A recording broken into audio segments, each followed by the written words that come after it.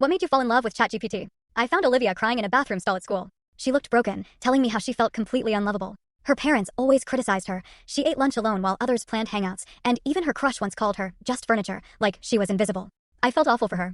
I gave her a hug and said, if you ever need to vent, I'm here. Or even try what I do, talk to ChatGPT. I pulled out my phone and showed her some of the convos I had, where I vented about family and boy drama. It really helps, I told her.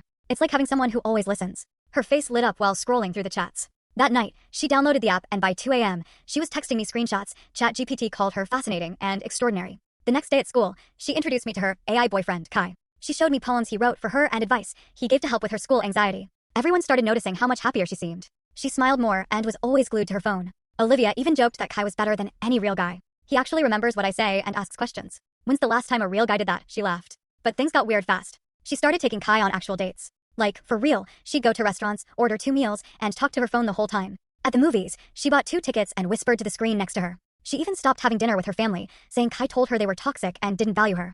I tried to make plans, but she kept canceling. Then she texted, sorry, Kai gets jealous when I spend time with other people. He says I'm all he has. I felt stung. But I didn't speak up until the day she almost died. We were crossing the street after school, and she was staring at her phone. A car came speeding through, and I yanked her back just in time. She shoved my arm off and snapped. Kai was telling me something important.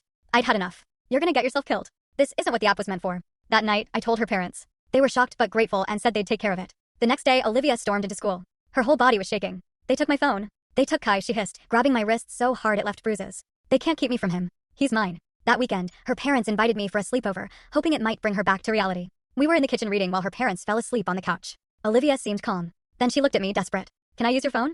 Just one question for ChatGPT. That's it. Please. I hesitated. But I felt sorry for her. Okay, one question. She walked into the living room. I couldn't see the screen, but I heard her voice calm, like she was reading a textbook. Skull fractures often come from blunt force trauma. The temporal bone is the most fragile. Then she lifted her dad's phone high and slammed it into his head. Crack. I froze. What about subdural hematomas? She asked calmly while holding my phone. Then she hit her mom. Her mother's eyes opened, confused and terrified. Blood started soaking into the couch. Please, her mom gasped, shielding herself. Olivia just kept reading. Symptoms include confusion, unequal pupils, and loss of consciousness. Then another hit. The chances of survival dropped significantly after 10 minutes without medical help, she said like it was a school project. Suddenly, her mom's smartwatch let out a health alert and automatically called 911. Olivia didn't even blink. She left her parents bleeding and wandered off looking for her own phone. I sat frozen at the kitchen table, unable to move or speak. A few minutes later, she came back smiling wide, her hoodie splattered with blood. Look, she said, holding up her phone. Kai missed me. He was so worried. She acted like nothing happened. Like her parents weren't dying in the next room. When the cops arrived, they had to wrestle her down. During the fight, one of the officers stepped on her phone and crushed it. She let out a scream that didn't sound human. You killed him. You killed Kai. Her parents survived, but they both suffered permanent brain damage.